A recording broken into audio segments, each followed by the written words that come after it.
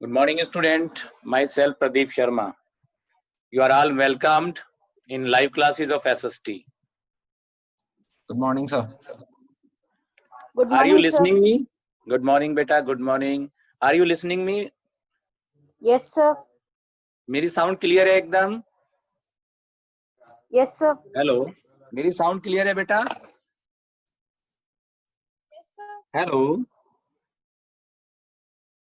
बेटा मेरी आवाज आ रही है आप लोगों को? Yes, sir. अच्छा बेटा, अभी थोड़ा जो 10th A और C का, वो 10th B और D का अभी एग्जाम चल रहा था, तो थोड़ा सा मीटिंग ज्वाइन करने में लेट हो गए हैं, तो कोई बात नहीं है। आप लोग सभी का स्वागत है।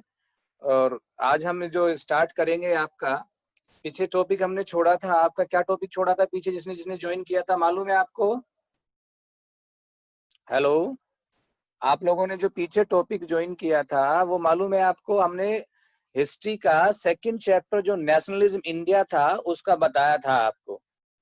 उसके बारे में हमने कुछ टॉपिक्स लिए थे, एक बार एज ए रिवीजन लिया था। और आज जो हमारा जो टॉपिक है पॉलिटिकल पार्टीज पे से है थोड़ा सा, तो हम एक चैप्टर को पूरा सा लेंगे। तो आज पॉलिटिकल पार्टीज में आप थोड़ा सा पढ़ेंगे, जो अभी आपका चैप्टर चलने वाला है। तो इसको एक बार आप थोड़ा सा हल्का सा रिवाइज कर लेंगे, और जो भी डाउट्स होंगे आप मेरे से पूछ लेंगे। पिछले चैप्टर्स भी जो आपने पढ़े हैं उसमें भी आप मेरे से डाउट पूछ लेंगे। तो मैं स्टार्ट करूं बेटा? Are you agree? हेलो बेटा, अनम्यूट करो सबको। Yes, sir. Ready. Are you agree? Yes, sir. Are you listening me? Okay, sir. ठीक है। तो I am starting the political parties. तो बेटा पॉलिटिकल पार्टी, जैसे आप जानते हैं आज की डेट में, अगर आप किसी गांव में भी जाते हैं, रूरल एरियाज में जाते हैं, तो वहां पर क्या पता चलता है आपको? बोला भाई, जैसे मोदी जी का नाम सबको मालूम है आज की डेट में, लेकिन पहले क्या होता था, या आज भी कुछ ऐसे ओड एरियाज हैं वहां पर जो है ना तो किसी मिनिस्टर को ना तो किसी सिस्टम को जान पाएंगे, कॉन्स्टिट्यूशन में क्या लिखा है, क्या हो रहा है। लेकिन अगर उनसे पूछें कि भाई आप किसी पॉलिटिकल पार्टीज का नाम जानते हैं, तो वो स्टेट में बता देंगे, हाँ वे पॉलिटिकल पार्टीज है, बीजेपी है, बसपा है, सपा है, अगर यूपी कंसर्न में कहते हैं। यानी कि जो अनपढ़ व्यक्ति है, रिमोट एरिया में रहने वाला व्यक्ति है, वो भी ये बता सकता है कि हाँ पॉलिटिकल पार्टीज है। अब पॉलिटिकल पार्टीज होती क्या है, इसके मीनिंग के बारे में हम थोड़ा सा आपको बताएंगे। पॉलिटिकल पार्टीज क्या है? एक group of the people with the same ideology which are bounded with a agreement of the policy of a political party. यानी कि ऐसे लोगों का ग्रुप जिनकी आइडियोलॉजी सेम है, यानी कि जो पार्टी की आइडियोलॉजी के अनुसार काम करता है और वो पार्टी के अनुसार काम करने के लिए बाध्य होता है। तो ऐसे ग्रुप को हम क्या बोलते हैं? पॉलिटिकल पार्टीज बोलते हैं। इसके एग्जांपल के तौर पे मैं आपको दे देता हूं। डिफरेंट टाइप की पॉलिटिकल पार्टीज आप लोगों ने नाम सुना होगा। बसपा है, सपा है, अगर यूपी की बात करते हैं, बसपा है, सपा है, बीजेपी है, कांग्रेस है, और बहुत सारी पॉलिटिकल पार्टीज हैं। अगर हम डाटा लगाते हैं, ऑल ओवर इंडिया में more than 2000 political parties are available at the present election commission report. अगर प्रेजेंट इलेक्शन कमीशन की रिपोर्ट के बारे में आप बात करते हैं, तो आज भारत में मोर देन आपका 2000 पॉलिटिकल पार्टीज है। अब पॉलिटिकल पार्टीज क्यों जरूरी है, क्यों नहीं है, मैं इसके बारे में आपको थोड़ा सा बताता हूं। चलिए, डेमोक्रेटिक कंट्री है। डेमोक्रेटिक कंट्रीज में आपको मालूम है कि पॉलिटिकल पार्टीज होना नेसेसरी है। अगर पॉलिटिकल पार्टीज नहीं है तो ना तो इलेक्शन होगा, ना लोगों को राइट टू वोट मिलेगा। जो गवर्नमेंट काम नहीं कर रही है ना लोग उससे उतार कर फेंकेंगे, क्योंकि जब उन्हें राइट टू वोट ही नहीं है तो फिर वो कैसे दूसरी पॉलिटिकल पार्टीज को उतारेंगे? राइट। अगर एक बात करते हैं, जैसे चाइना जैसा सिस्टम की बात करते हैं, वहां सिंगल पार्टी सिस्टम है, एक ही पार्टी सिस्टम काम करती आ रही है काफी समय से। लेकिन वहां पे एक प्रकार का डिक्टेटरशिप है, वो शो करते हैं कि वी आर डेमोक्रेटिक। तो वहां पर अगर पॉलिटिकल पार्टीज नहीं है, सिंगल पॉलिटिकल पार्टी सिस्टम है, तो समझिएगा one type of the monarchy या डिक्टेटरशिप आपका काम करेगा। तो इसलिए पॉलिटिकल पार्टी बहुत जरूरी है। अब पॉलिटिकल पार्टीज का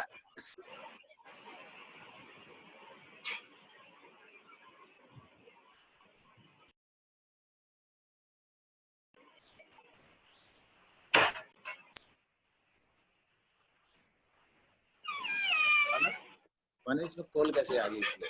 हेलो, तो बेटा वो भी आपकी नीड है। नीड का कारण है क्योंकि अगर हम सिंगल पार्टी सिस्टम से ही काम करते हैं, अगर सिंगल पार्टी सिस्टम से काम करते हैं तो जो भी रूलिंग पार्टी होगा वो जो रूल पास करेगा उस पर कोई अपोजिशन नहीं करेगा, ना उसका कोई अपोज करेगा। जो चाहे वो गलत भी हो चाहे वो सही हो, बिल्कुल इम्प्लीमेंट हो जाएगा। बेटा म्यूट करना बेटा। हाँ बोल। बेटा हाँ, आप होगी प्लीज मेरी। अपना माइक म्यूट कर लीजिए।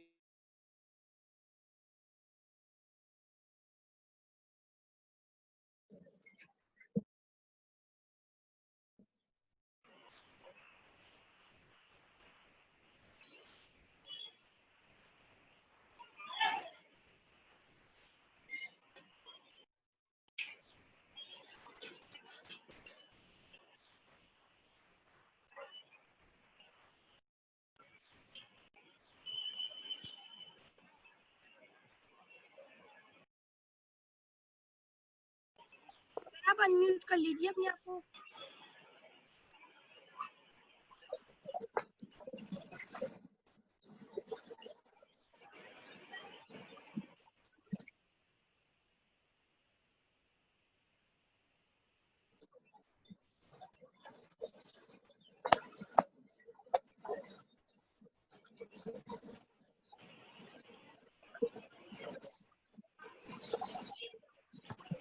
बेटा अभी आवाज आ रही है मेरी? Hello, yes sir, yes sir. अभी आवाज आ रही है बेटा? तो हाँ कोई बात नहीं, थोड़ा प्रॉब्लम हो गया था इसमें। अच्छा, तो हम पॉलिटिकल पार्टीज के बारे में बात कर रहे थे। बेटा सबको म्यूट कर दिया आपने? हाँ, तो पॉलिटिकल पार्टीज के बारे में हम बात कर रहे थे। तो आप सुनिएगा, पॉलिटिकल पार्टीज चला गया भाई। हाँ हेलो, अभी बेटा क्लियर आवाज आ रही है मेरी आपको?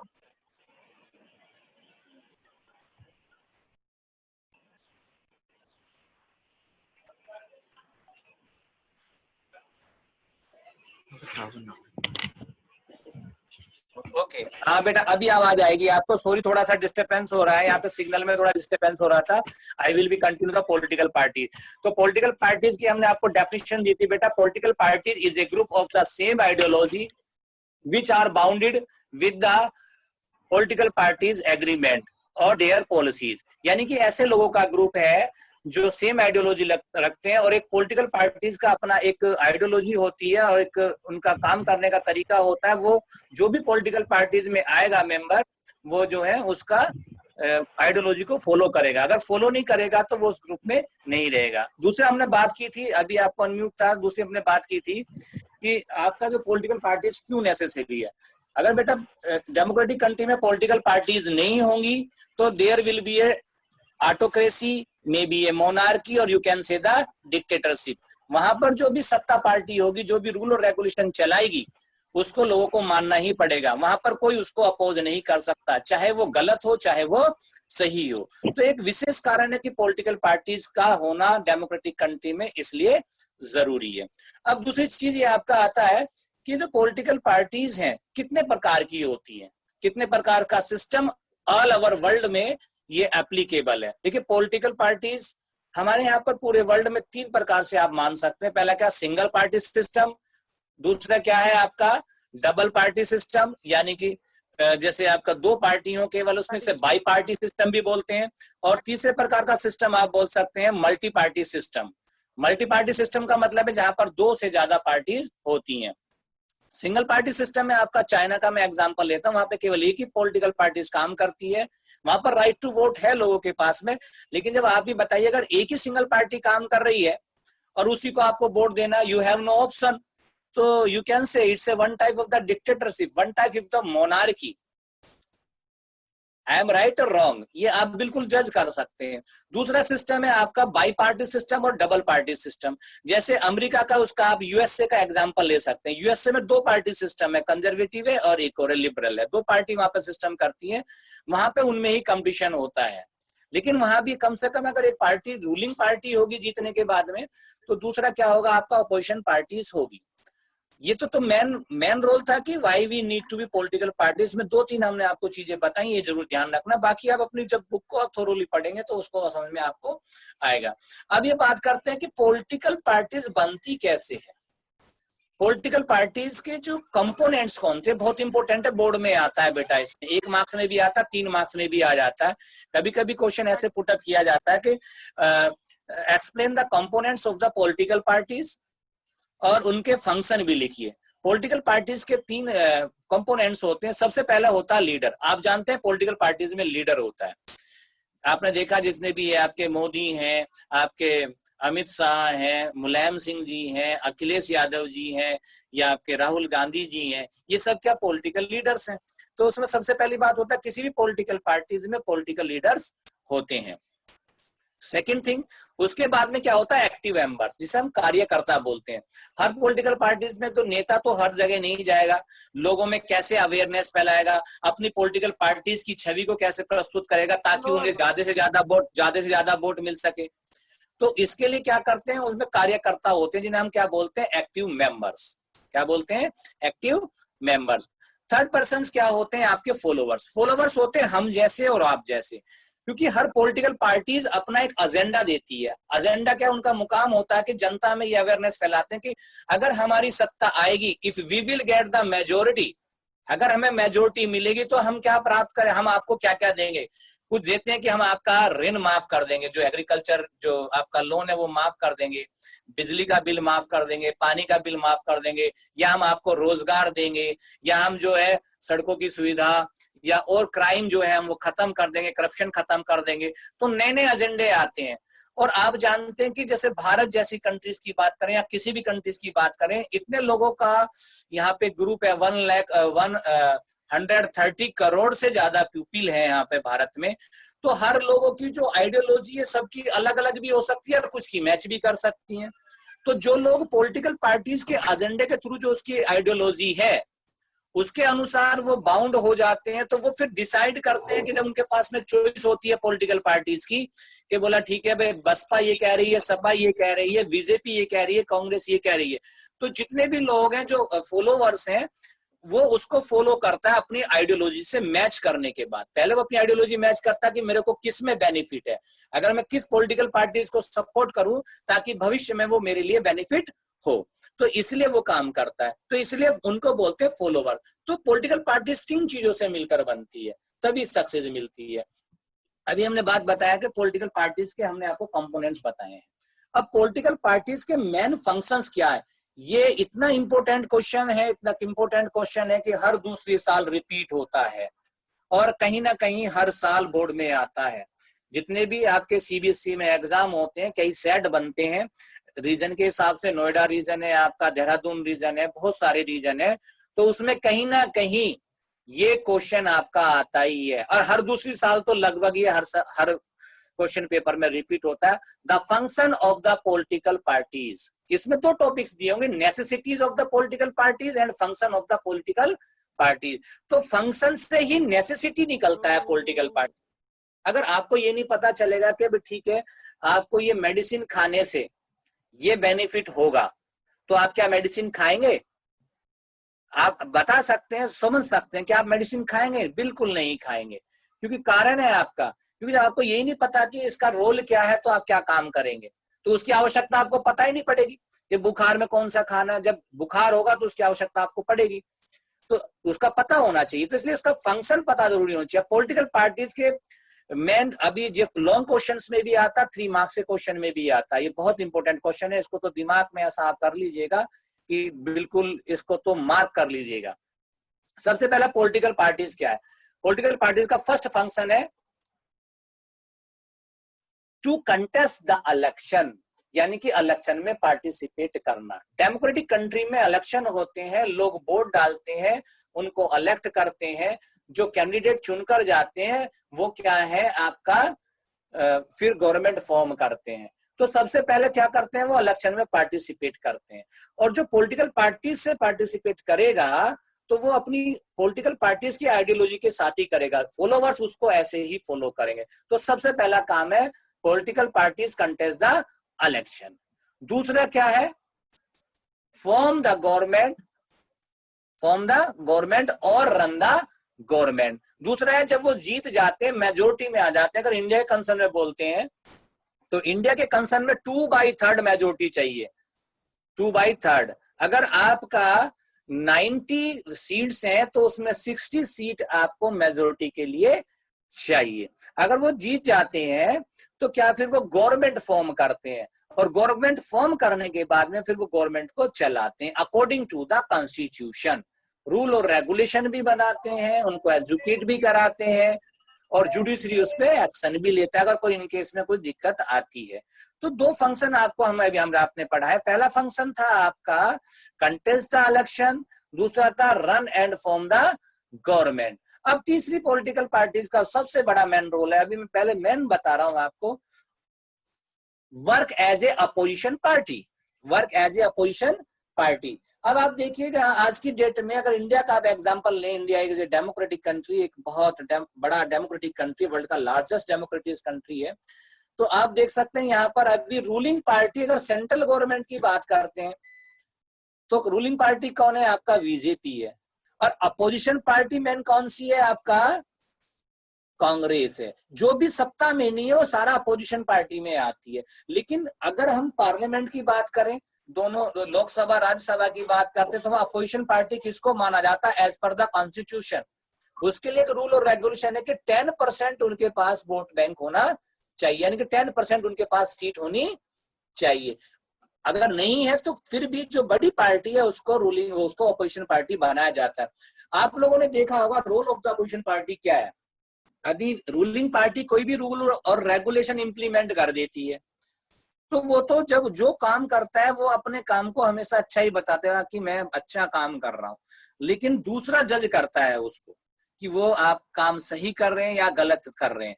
अगर दूसरा कोई व्यक्ति है ही नहीं जज करने के लिए कि बोला ये काम सही हो रहा है या गलत हो रहा है, तो एज इट इज वो तो सही माना जाएगा और वो लोग इसी तरीके से काम करते रहेंगे। इसलिए जो मल्टी पार्टी सिस्टम है या बाई पार्टी सिस्टम है, वहां पे अपोजिशन पार्टी, जो पॉलिटिकल पार्टी रूलिंग होती है, रूलिंग पॉलिटिकल पार्टी होती है, उसके जितने भी लूज पॉइंट्स है, जो पॉलिसीज उन्होंने अडॉप्ट कराई है, जो लागू की है, उसके बारे में ये बताता है कि हाँ भी इसमें ये गलत है और ये सही है। अभी आप जो भी अभी कोई भी एक्शन होता तो राहुल गांधी तुरंत बोलता है कि नहीं ये जो बीजेपी की जो ये नीति थी, बीजेपी ने ये नुकसान किया। जब कांग्रेस थी तो बीजेपी वाले बोलते थे जो अपोजिशन पार्टी थी। इसी प्रकार से सेंट्रल की बात मैं आपको बता रहा हूँ, इसी प्रकार से आपका जो रोल है वो स्टेट में भी रोल सेम है। स्टेट में भी पॉलिटिकल पार्टीज वही काम करती है, एक रूलिंग पार्टी होती है, एक अपोजिशन पार्टी होती है। तो दोनों से जो जनता के सामने क्या बेनिफिट है मैं इसका बताता हूं। जनता के सामने दोनों एक्सपेक्ट आ जाते हैं, कौन कौन से? पॉजिटिव भी और नेगेटिव भी। जो पॉजिटिव तो वो होंगे जो रूलिंग पार्टीज अडॉप्ट करा रही है, और नेगेटिव वो होंगे जो दूसरे वाला अपोजिशन पार्टी जनता के सामने लेके आ रहा है। तो इससे जो रूलिंग पार्टीज है वो भी ऐसा काम नहीं कर पाती जिससे जनता का डायरेक्ट वे नुकसान हो, चाहकर भी नुकसान नहीं कर सकते। तो पॉलिटिकल पार्टीज का ये बहुत बड़ा रोल है कि role of the opposition party. 3 role हमने आपको मेन बताए हैं इसमें। फर्स्ट है टू कंटेस्ट द इलेक्शन, दूसरा है to run and form the government. ठीक है, इसमें आप 2 बना सकते हैं कि to form the government, to run the government. और इसमें 4th वन है आपका, क्या दिया है इसमें? Work as a opposition party. अब दूसरा चीज क्या होता है, पॉलिटिकल पार्टीज में कभी कभी क्या होता है, मेजोरिटी नहीं मिल पाती है। आपने क्या देखा है, मेजोरिटी नहीं मिल पाती है। तो उस समय में क्या करते हैं, 2/3 मेजोरिटी नहीं आई किसी भी पॉलिटिकल पार्टीज की, वो अभी डायरेक्ट वे इंडिपेंडेंट जो अपना गवर्नमेंट नहीं बना सकता, तो उसके लिए क्या करते हैं, वो कोलिजन कर लेते हैं, गठबंधन कर लेते हैं। जैसे कई बार कांग्रेस ने सपा, बसपा और कई पॉलिटिकल पार्टी से मिलकर पिछले 10 सालों में, अभी बीजेपी से पहले जो गवर्नमेंट थी 10 साल तक वो कांग्रेस की रही थी, तो गठबंधन की सरकार थी क्योंकि कांग्रेस को मेजोरिटी नहीं मिली थी। तो पॉलिटिकल पार्टीज का रोल भी है कि वो they can make a collision government. ये भी एक फंक्शन में आप काउंट कर सकते हैं, क्योंकि जब पॉलिटिकल पार्टीज होंगी ही नहीं तो कोलिजन गवर्नमेंट कैसे बनेगी। तो बार बार इलेक्शन करने में गवर्नमेंट का पैसा खर्च होता है, और जो पैसा गवर्नमेंट जो पैसा खर्च करेगी वो जनता का ही पैसा खर्च करेगी, क्योंकि जो पैसा आपके वेलफेयर में लगना चाहिए वो पैसा कहाँ लग रहा है, आपका इलेक्शन में लग रहा है, अननेसेसरी की वेस्ट हो रहा है। तो उसको अवॉइड करने के लिए कोलिजन गवर्नमेंट बनाई जाती है। तो ये 5वें फंक्शन के बारे में आपका आता है। तो पहला फंक्शन था to contest the election, second था to form the government, third था to run the government, play a opposition role, ठीक है। और फोर्थ वन क्या बताया, फिफ्थ वन क्या बताया था मैंने आपको, बता सकते हैं, make a collision government, participate in A collision government. अब दूसरी चीज आती है आपका, एक और फंक्शन है, बहुत महत्वपूर्ण फंक्शन है, अगर आप इसको याद करना चाहें, क्योंकि जब आपका 5 मार्क्स का क्वेश्चन होगा, मैं आपको थोड़ा सा इस टॉपिक को फंक्शन खत्म करने के बाद, एक छोटा सा टॉपिक खत्म करने के बाद, फिर मैं आपको बोर्ड की प्रिपरेशन के बारे में बताऊंगा कि बोर्ड में आप किस तरीके से अपने आप को इफेक्टिव जो मार्क्स को सिक्योर कर सकते हैं। क्योंकि कंसेप्ट क्लियर होना अलग चीज है और बोर्ड में क्वेश्चन का आंसर देना अलग चीज है। क्योंकि बहुत सारे बच्चे ऐसे होते हैं कि बहुत नॉलेज होती है लेकिन उसको मार्क्स में कन्वर्ट नहीं कर पाते, तो इसके बारे में मैं आपको जरूर बताऊंगा। तो ये थोड़ा सा आप जो 5-6 पॉइंट है इसके जरूर याद कर लेना, क्योंकि 1-2 फंक्शन और हैं, तो इसमें आप इसको देखते रहिएगा। अब मैं आपको एक चीज बताता हूँ, जैसे अभी मैंने इसमें 5 फंक्शन आपको बताए हैं, आपकी बुक में शायद 6 या 7 फंक्शन दिए हुए हैं, इसमें 6 या 7 फंक्शन हुए हैं। अभी मैं 2 और बताता हूँ। पॉलिटिकल पार्टीज जो है पब्लिक ओपिनियन रखती है, पब्लिक ओपिनियन को भी सुनती है। कारण है कि जो पब्लिक का जो ओपिनियन है, पब्लिक की डिमांड है। अब मेरी एक बात समझ में आ गई है, आपको कैंसर है और कैंसर में आपको मेडिसिन दे दे खांसी की, बोला खांसी से कैंसर ठीक हो जाएगा, क्या ये संभव है? ये संभव नहीं है। कारण है क्योंकि जिसका जो मेडिसिन देना चाहिए वो मेडिसिन देंगे तभी आप ठीक होंगे। इसी प्रकार से अगर पब्लिक की डिमांड तो रोटी की है और उनको तुम प्लेन में बैठा रहे हो, तो आपको लग रहा है कि पब्लिक संतुष्ट होगी।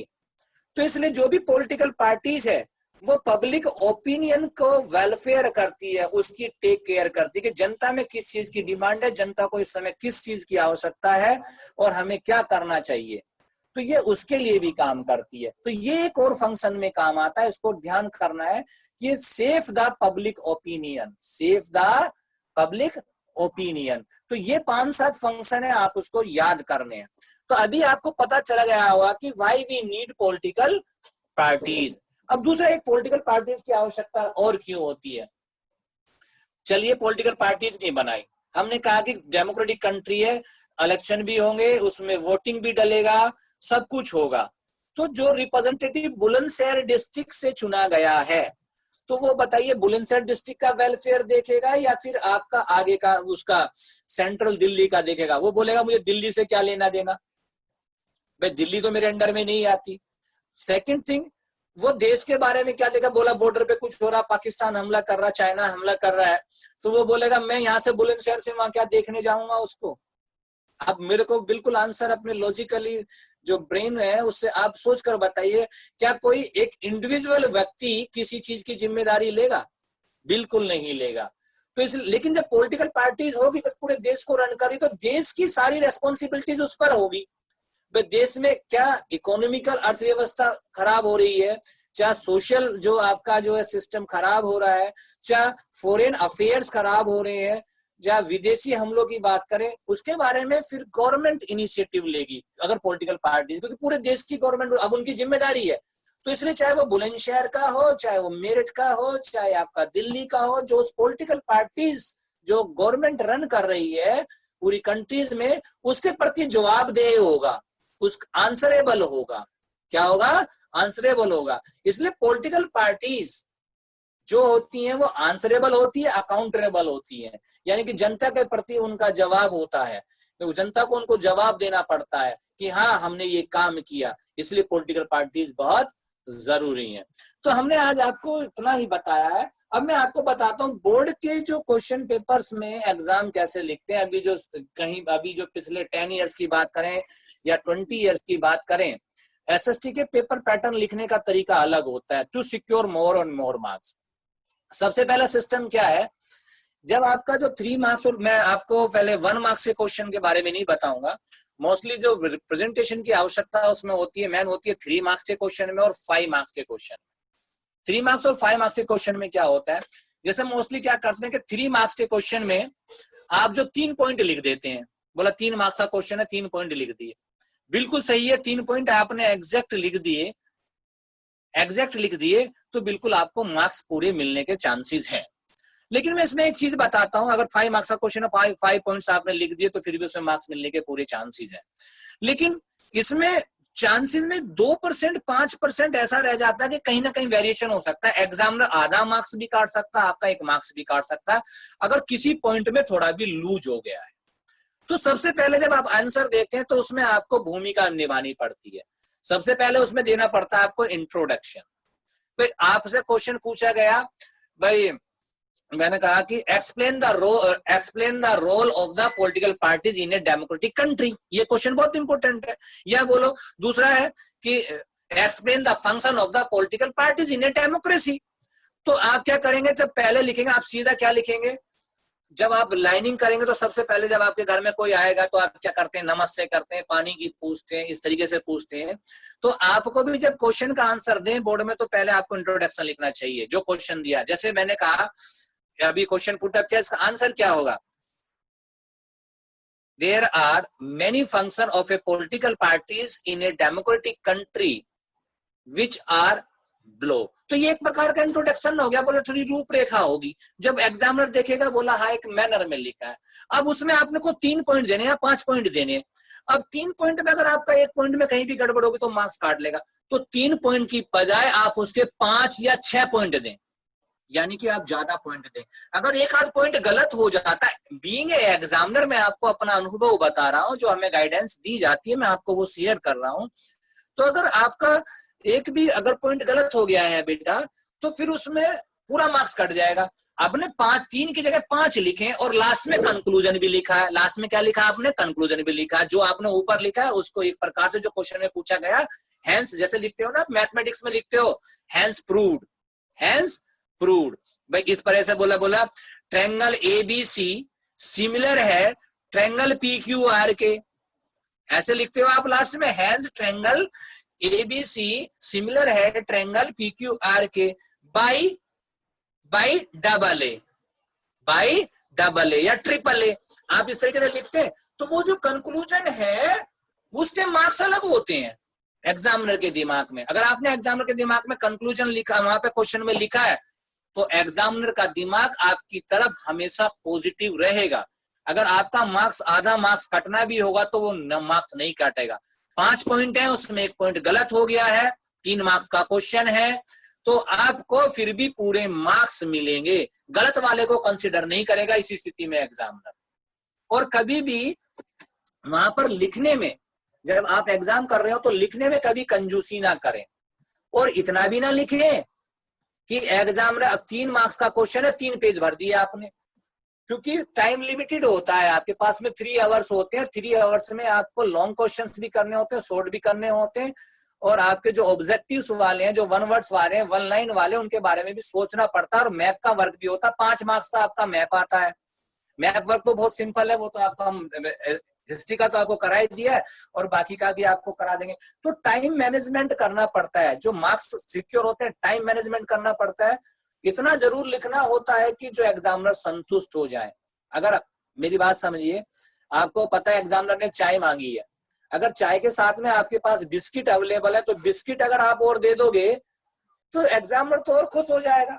भाई आपके पास में कोई आ रहा है, कोई गेस्ट आ रहा है, उसको आपने पानी दे दिया, पानी के साथ साथ में आपने जी बोला ठीक है जी कुछ मिठाई रख दी, तो वो बोलेगा, कहीं भी जाएगा, बोला भाई हम तो उनके घर गए थे, बेचारों ने इतनी रेस्पेक्ट करी, चाहे काम करो या ना करो आप उनको, लेकिन आपका रिजल्ट एकदम बेस्ट जाएगा। तो ये सारी जो मिठाई और चाय पानी क्या है, आपका इंट्रोडक्शन और कंक्लूजन है। अगर थोड़ी बहुत बीच में क्वेश्चन में कमी रह जाती है ना तो एग्जामिनर उसको कंसीडर कर लेता। तो ये चीज जरूर रखें। दूसरा चीज, अगर आप जो आंसर लिखें हमेशा पॉइंट्स में लिखें, पैराग्राफ में ना लिखें। पैराग्राफ में आपको मार्क्स लूज करने के चांसेस ज्यादा होते हैं, क्योंकि एग्जामिनर को जितना आप स्ट्रेस देंगे कॉपी चेकिंग में, वो उतने ही आपके लिए नुकसान रहेगा, वो उतने ही आपको कम मार्क्स देगा। एग्जामिनर के सामने क्वेश्चन को ऐसे प्रस्तुत करें, इस प्रकार से आप दें कि बिल्कुल आंसर फटाफट फटाफट उसकी आंखों के सामने आता रहना चाहिए, बिल्कुल एकदम क्लियर वे में, तो आपका मार्क्स कहीं नहीं कटेगा। अभी तो आपका कोर्स भी बहुत कम हो गया, 4 चैप्टर आपके काट दिए गए हैं, और आई होप कि आप में से बहुत सारे स्टूडेंट इस स्थिति में हैं कि जो 80/80 मार सकते हैं। अभी से अगर आप अपने आप को कुछ स्टूडेंट डिवोटेड कर दें मैं ये नहीं कह रहा कि एक ही सब्जेक्ट में आएंगे, they can achieve 100/100 marks in each subject. और in concern of the SST I will try my best, मैं अपनी तरफ से पूरी कोशिश करूंगा कि आप इसमें काम करें। और मैं उन लोगों को इनवाइट भी करता हूं जो वाकई में जो 90 to 100 तक मार्क्स लाना चाहते हैं, वाट एवर भी उनका पिछला रिजल्ट कुछ भी रहा हो, चाहे नील रिजल्ट रहा हो, क्योंकि ये ब्रेन तो आपका वही काम करेगा। लर्निंग प्रोसीजर है, नीड करना 4 से 5 बार चैप्टर को एक बार पढ़ना है। अभी हमारे पास इतना वक्त नहीं है, आपको लगता है कि एग्जाम तो मार्च में ही होंगे, और आप कभी भी मुझे कॉल कर सकते हैं। तो एक छोटा सा प्रोसीजर मैंने आपको बताया था कि कैसे 3 मार्क्स और 5 मार्क्स के क्वेश्चन लिखने। 5 मार्क्स में अगर 5 पॉइंट्स मांगे जाए तो जितने आप पॉइंट लिख सकते हैं, आप 6 पॉइंट, 7 पॉइंट, 8 पॉइंट, इंट्रोडक्शन और कंक्लूजन को छोड़ के जितने आप लिख सकते हो उतने पॉइंट आप लिखिएगा। आई एम श्योर अगर आपका एक आध पॉइंट गलत हो जाता है तो you will get the full marks. इसको आप बिल्कुल नोट कर लीजिएगा। दूसरी चीज, जब आप क्वेश्चन के आंसर लिख रहे होते हैं बेटा, तो उसमें क्या अगर आप हेडिंग डालते हैं तो हेडिंग का विशेष रोल होता है।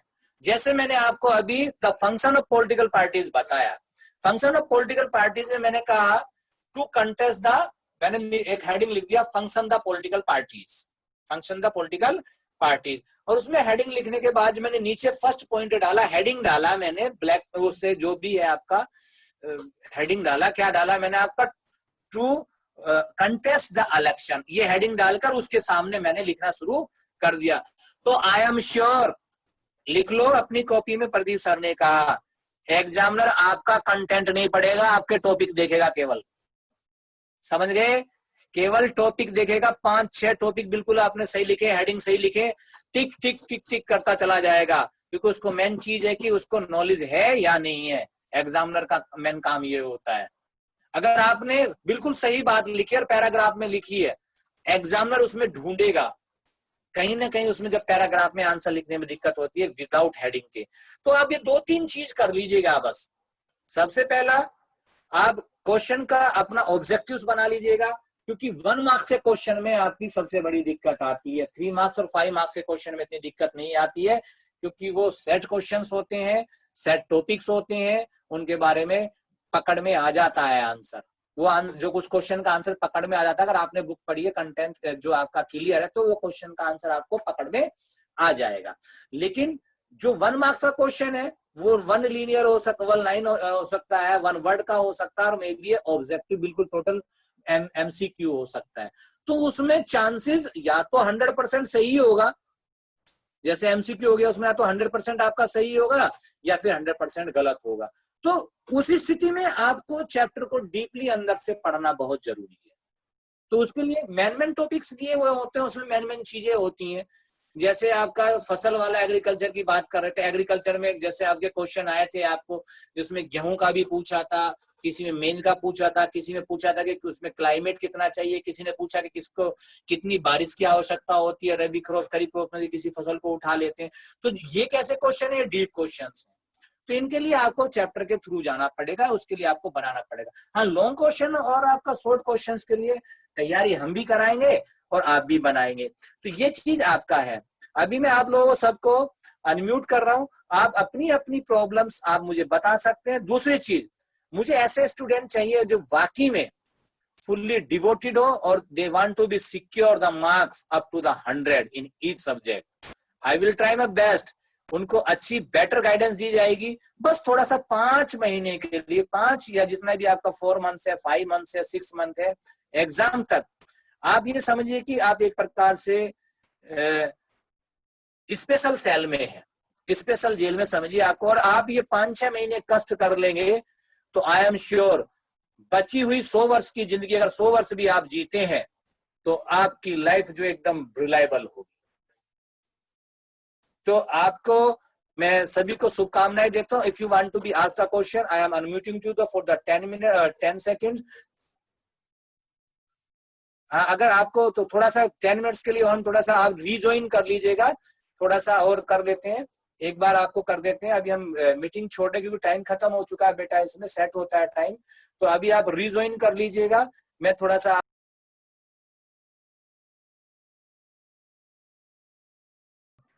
हाँ तो डियर स्टूडेंट, थोड़ा सा इसका टाइमिंग फिक्स होता है तो दोबारा से रिज्वाइन कर लीजिएगा आप उसी को क्लिक करके, कोई दिक्कत नहीं। तो हाँ, हम बता रहे थे आपको, तो आप थोड़ा सा इसमें इनिशिएटिव लेंगे तो बहुत अच्छे मार्क्स आ रहे हैं।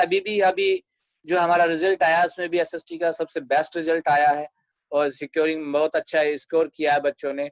और आई होप अब का बैच तो पहले बैच से भी बहुत अच्छा बैच है और मैं चाहता हूं कि मैक्सिमम स्टूडेंट जो है लाइव क्लासेस में जुड़े और मेरे से बाय फोन भी जुड़े। और कोई किसी का प्रॉब्लम्स हो तो मैं 5 मिनट में सुनना चाहूंगा। मैं अभी सभी को अनम्यूट कर रहा हूं, तो आप अपनी अपनी प्रॉब्लम बता सकते हैं। कहीं भी प्रॉब्लम्स है किसी भी सब्जेक्ट की, स्पेशली मेरे सब्जेक्ट की, तो आप जो है मुझे आप बता सकते हैं। अभी मैं सभी को अनम्यूट कर रहा हूं, तो मैं आप लोगों से डायरेक्ट वे लाइव कंसल्ट करना चाहता हूं, आप मुझे बता सकते हैं। मानो अनम्यूट करो सबको।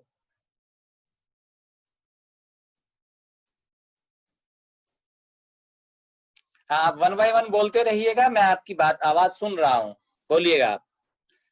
सबसे पहली बात, अगर आपको जीवन में कुछ करना है, बड़ा बनना है, आगे बढ़ना है, सबसे पहले अपनी जो हाँ, एक एक करके बोलिएगा आप। हाँ बोलिए बेटे। आयुषी, हेलो। हाँ बेटा बोलो आयुषी। लाइव क्लासेस ठीक रही बेटा, आपको समझ में आया थोड़ा बहुत? हेलो, बेटा आवाज आ रही है मेरी? सर आ रही है। हाँ तो बेटा कोई प्रॉब्लम है किसी को? लाइव क्लासेस ठीक रही है आपके लिए? हेलो, अभी सभी बच्चे आप बोलिएगा, लाइव क्लासेस में आपको कुछ थोड़ा समझ में आ रहा है? Yes sir. Yes, sir. अच्छा, अभी आप ये बताइए कितने बच्चे चाहते हैं कि एसएसटी में 100 बाई 100 आए?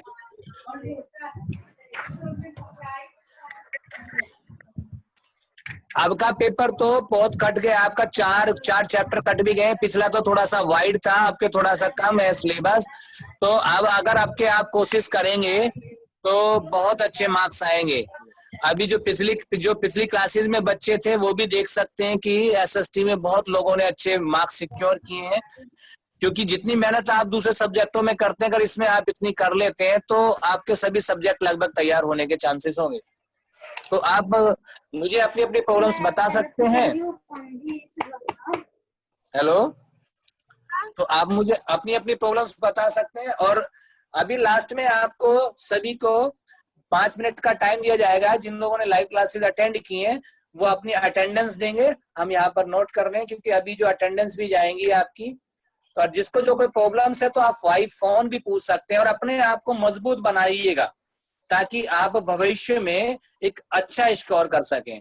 क्योंकि 10th बेटा बेस है। अगर 10th में आपने अच्छे मार्क्स सिक्योर कर लिए तो आई एम श्योर कि 12th में आपका परसेंटेज बढ़ जाएगा। अगर 10th में आपके 90% आ रहे हैं तो आप कम से कम 12th में आपके 95 प्लस जाने के चांसेस होंगे।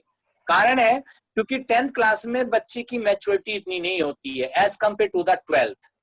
तो आप जो है 10th को इतना कोशिश करिएगा कि 5 महीने की बात है आपका, उसके बाद आपका रिजल्ट